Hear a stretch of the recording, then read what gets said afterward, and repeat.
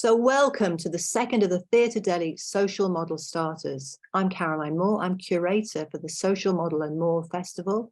That's peaking in 2 weeks of workshops and exciting new theatre in London and Sheffield in November. My second guest is Jodie Russell. She's a PhD researcher in philosophy, specialising in and challenging philosophy of the mind.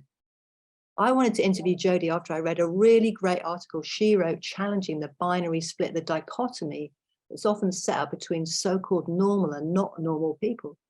Jodie's article focuses on mad people, and I'm meaning mad here with a capital N. It's a reclaimed word like crip. And I think that disabled people are marginalized and oppressed in many of the same ways as mad with a capital M people. But just for a moment, let's go right back to basics. The medical model says doctors are going to fix us, and they don't. Well, the social model says society should change around to fit around us, and it hasn't. Oh, well, how much it hasn't. We need more, or maybe different, or it's complicated. So at Theatre Delhi, we started by listening to what disabled creatives thought. You can check out the huge range of what you said on our website, from I love the social model to fuck the social model. So we used those ideas to guide our call out. We got so many great responses. Sadly, we just can't include them all. So these starters are trying to make sure we don't miss out some of the big issues. They're only 15 minutes to make them easy to fit in your day. So let's go. I'm Caroline. I'm a skinny white woman, age 60, with scruffy short hair and big purple glasses. And now Jodie, she's why we're here. Hi, Jodie. Thank you for taking part. Could you describe yourself, please? I'm a 27-year-old white woman with medium length brown curly hair. I've got a pair of fetching glasses on as well, and a blue stripy top. So we've only got 15 minutes, so we've had to agree some priorities to talk about, but there's plenty more good stuff from Jodie. After this, there's going to be some links to her work and ideas. So let's start. Jodie, do you think your ideas are applicable to disability? Do you think that people are either disabled or non-disabled? Is it a true dichotomy binary? Definitely. I think there's quite a strong continuity between understanding madness and understanding disability under the social model. For one, there's a shared history there between mad people and disabled people, in that they've both historically been marginalized and oppressed by coercive medical practices. And I think there's also similarity in the way that the world and society is structured for particular minds, as well as structured for particular kinds of bodies. So there's a similar kind of history and a similar kind of fight that I think mad people and disabled people can kind of identify with. In terms of whether it's a dichotomy, definitely not. I think it's clear there are a lot of people with experiences of madness who also experience disability, and vice versa. And a lot of the time these things seem to come together and come hand in hand. It's not the case that you have one or the other. And so in that sense, there's a lot of unity to the two movements, and a lot of knowledge that can be shared between them. Thank you, thank you. Can you remember when you first heard about the social model? Have you ever seen the concept being used in any useful, practical way? And when was that? I think I came across the social model actually kind of by accident. I was working with a student on one of her essays, and she was writing about the social model of disability, and she was writing a criticism of it. And I'd kind of heard of it and thought about it before, and it didn't really become quite salient to me until I was in meeting with my trade union rep, and she was very clear and very explicit as part of this trade union, we adopt the social model of disability. And that was the first experience I'd had of someone taking a model, a particular conception or an idea of what disability is, and implementing it in actual practice, and being clear that this is how we're understanding it, and this is how we're going to then fight for your rights as workers based on this Did model. it work, Jodie? Did it actually work? Did you get anything good out of the meeting because of her saying, I've got the social model on my side? Did it work? Yeah, I think I was both like really impressed and felt very kind of like comforted. Mhm. I think what's important, I guess, out of a relationship, especially with like a union who's meant to represent your rights, you want to know that actually they're going to kind of like fight for your rights along lines that actually benefit you. And I think with some other models, like particularly the medical model, they can kind of place the problem back on you, and it's your responsibility to do something, or else someone has to intervene in you. And sometimes, you know, it feels like a problem is more structural, and the kind of like any kind of like medical issues or any kind of like issues that do need medical attention may be better served or better dealt with if the structural issues around me are also kind of like better handled. And so it's kind of reassuring to know that like the union's going to fight on both those fronts. They're going to fight for my right to access particular things that I need, but also make it such that the environment around me is one where I can flourish. Excellent. Which And union who is? wouldn't want that? Join them immediately, but Yeah. yeah. But the don't answer that question because I don't want to put any pressure on the poor union. So, but can I just return to what you said about? I wasn't sure when maybe the question maybe didn't make the question clear. When I was saying to you, my first question was about is it a true dichotomy about disabled or non-disabled or applicable to disability? And what I was trying to say is, are you either I'm going to talk about disability now. Are you going to, are you either disabled or not disabled? And just to broaden out that question, do you think individual people get mad or disabled in a kind of a unitary way?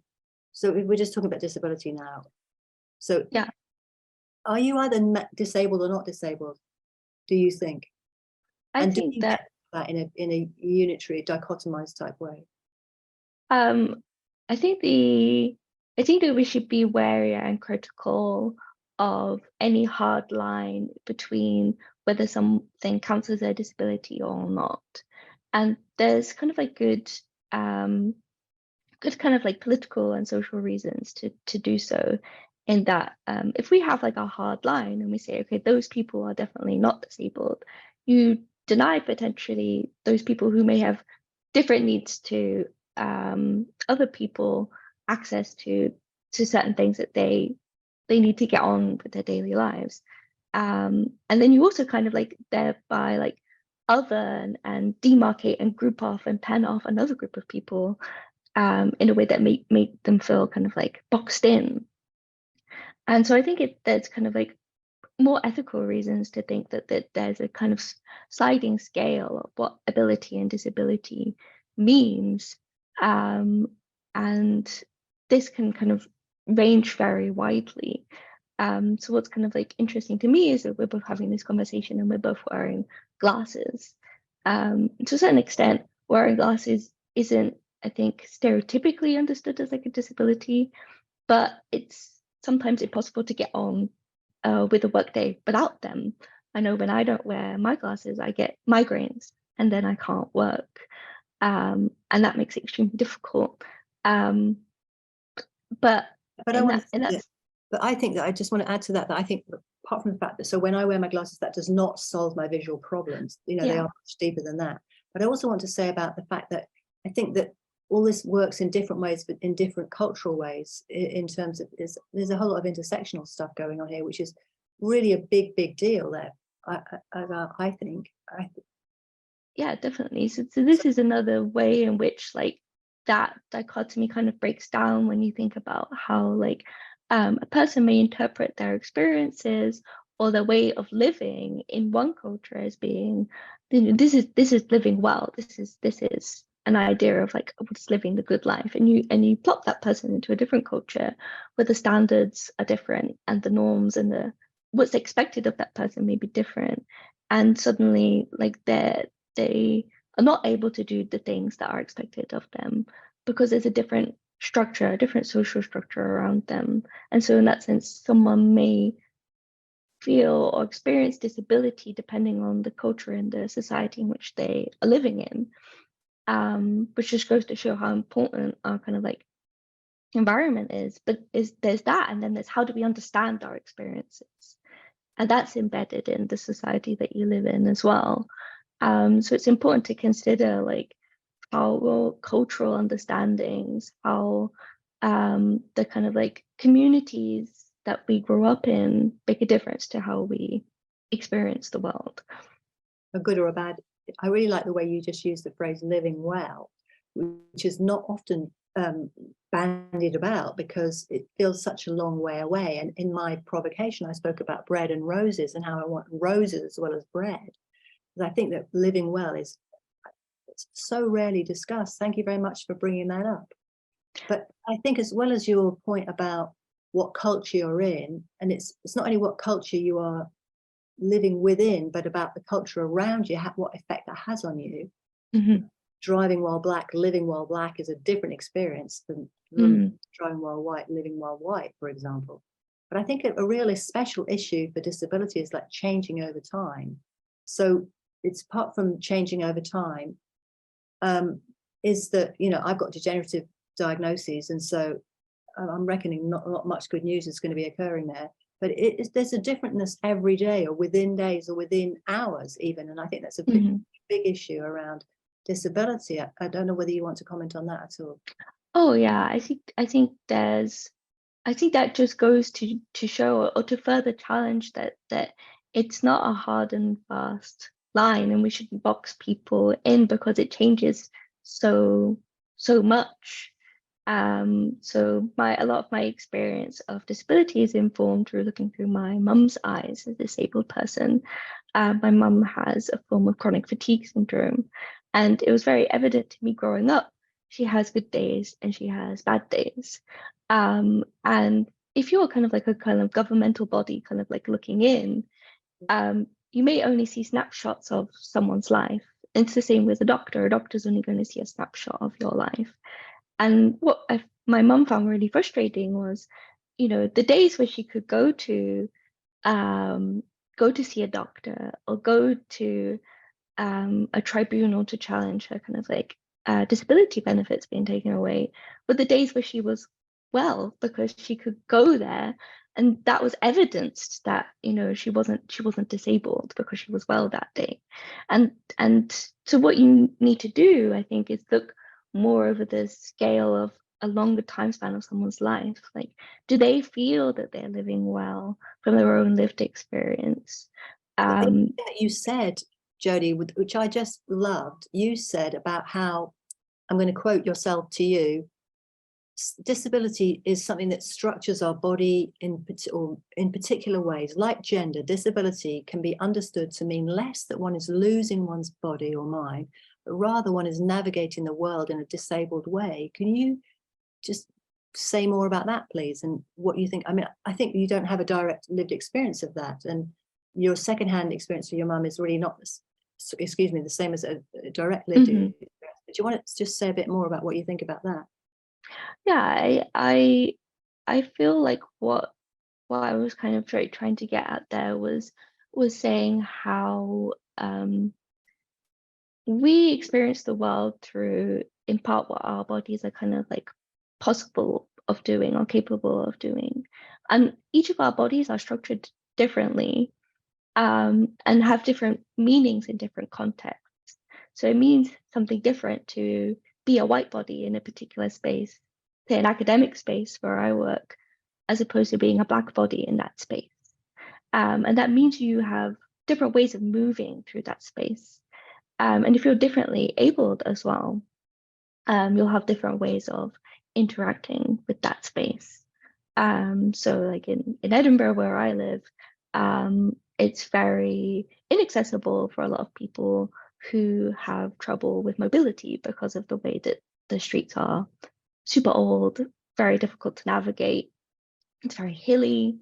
And so in a way, that means that when a person approaches walking through the city, walking through the space, they may have to do different things or take different measures. And that means interacting with the world in a different way. It means having a different experience of the world that an able-bodied person probably would not experience at all. And that means you have a different view on the world, essentially, a different way of knowing about the world. It was just literally just before we started, there was something on the World Service about a really famous record producer who is blind and is internationally, even I knew of some of the records that he's produced, and I'm like, how do you do that? And he was doing films and records, and I was just like, that's because he knows how to navigate the world in his way, and which is much better than I can do it at all, even though he's got much less vision than me. So I think that it is how we can make it possible for everybody to be a world-beating record producer. Not everybody, I don't believe, is going to manage to do that, but make it possible there.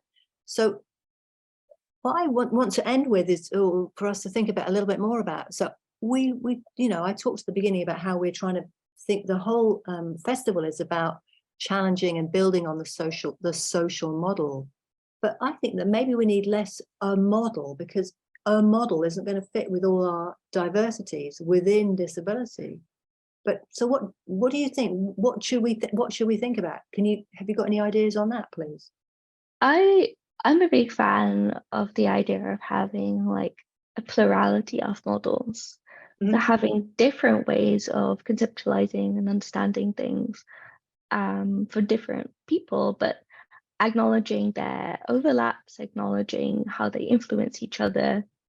For me, I think it's really important if you have lots of different models going on, different ways of people understanding their bodies and their experiences, that we aren't draconian about like advocating for a specific or definitive one that would then exclude or marginalize some of the others. And I think it's key to pay attention to how our various models may influence how we understand ourselves and understand other people, and how we may then treat other people. How do we get that over to people who are, oh no, I'm going to use the terrible word, journey, and the people who are, as you become more disabled, then everything changes, and you change how you feel about it, and you change what you can do, and you change what you think about, and so on. But how do we get that over? I remember someone the first time I met somebody somewhere, and I said to them, we're doing something on the social model, and this is the person who said, I love the social model, and immediately told me how much they loved it and how much wonderful it had been for them to find out about it. But we're kind of like definitely suckers for the social model. And but how do we get that over to people who are they're having different challenges, there's different things happen with them? I don't know if you can say that really quickly, because we don't have too much time left. Or maybe we just put it out there to everybody, please respond. But if you want to say something, Jodie, please do. I think it's definitely an open question. And I think it's good to leave questions open, because when you leave questions open, you leave it for more fruitful thought. That's a very cunning plan. That's a very so great. We are at the end of our time. I'm very sorry to say I could definitely talk to you for about 1,000,000 years, which would be great. But just to kind of underline, there's going to be some more stuff underneath this about links to other work that Jodie's done. Thank you so much for taking part in this. It's been really great, and we're obviously going to be keeping in touch. And thank you. Thank you for having me.